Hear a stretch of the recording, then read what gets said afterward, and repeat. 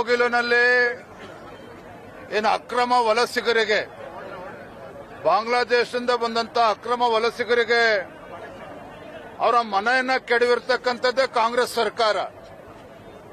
ಆದ್ರೆ ಕೆ.ಸಿ. ವೇಣುಗೋಪಾಲ್ ಅವರು ಗದರಿಸಿದ್ರು ಅಂತ ಹೇಳಿ ಪಾಪ ಸಿದ್ದರಾಮಯ್ಯನವರು ತನ್ನ ಮುಖ್ಯಮಂತ್ರಿ ಕುರ್ಚಿಯಲ್ಲಿ ಕಳ್ಕೋಬೇಕಾಗ್ತದ ಅಂತ ಹೇಳಿ ಆ ಅಕ್ರಮ ವಲಸಿಗರಿಗೆ ಇವತ್ತು ಮನೆಗಳನ್ನ ಕೊಡೋದಕ್ಕೆ ರಾಜ್ಯ ಸರ್ಕಾರ ಮುಂದಾಗಿದೆ.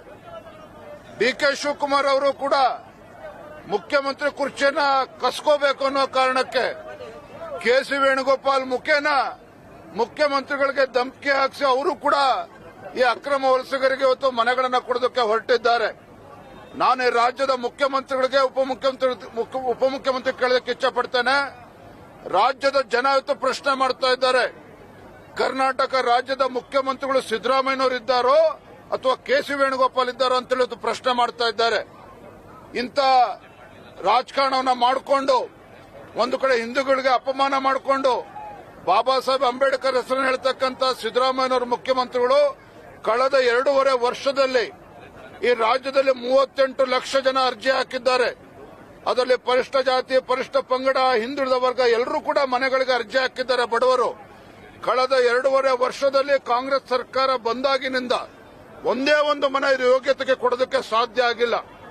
ಆದ್ರೆ ಕಾಂಗ್ರೆಸ್ ಹೈಕಮಾಂಡ್ ಬೆದರಿಸಿದ್ರು ಅಂತೇಳಿ ಅಕ್ರಮ ವಲಸಿಗರಿಗೆ ಇವತ್ತು ಮನೆ ಕೊಡೋದಕ್ಕೇನು ಹೊರಟಿದ್ದೀರಿ? ಇದು ಅಕ್ಷಮ್ಯ ಅಪರಾಧ. ಅಕ್ರಮ ವಲಸಿಗರಿಗೆ ಅಕ್ರಮವಾಗಿ ಇವತ್ತು ಸರ್ಕಾರ ಇವತ್ತು ಮನೆ ಕೊಡೋದಕ್ಕೆ ಹೊರಟಿರ್ತಕ್ಕಂಥದ್ದು ಭಾರತೀಯ ಜನತಾ ಪಾರ್ಟಿ. ನಾವು ಇದನ್ನು ಬಲವಾಗಿ ಖಂಡಿಸ್ತೇವೆ.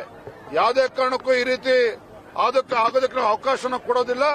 ಮುಂದಿನ ದಿನಗಳಲ್ಲಿ ರಾಜ್ಯಾದ್ಯಂತ ಪ್ರತಿಭಟನೆ ಕೂಡ ನಾವು ಈ ನಿಟ್ಟಿನಲ್ಲಿ ನಾವು ಮಾಡೋರಿದ್ದೇವೆ. ನೋಡಿ, ಕೃಷ್ಣ ಬೈರೇಗೌಡರು ಇಲ್ಲಿ ತನಕ ಎಲ್ಲೋಗಿದ್ರು? 1 ವರ್ಷದಿಂದ ಕಟ್ಟಿರೋದು ಮನೆ ಎಲ್ಲೋಗಿದ್ರು?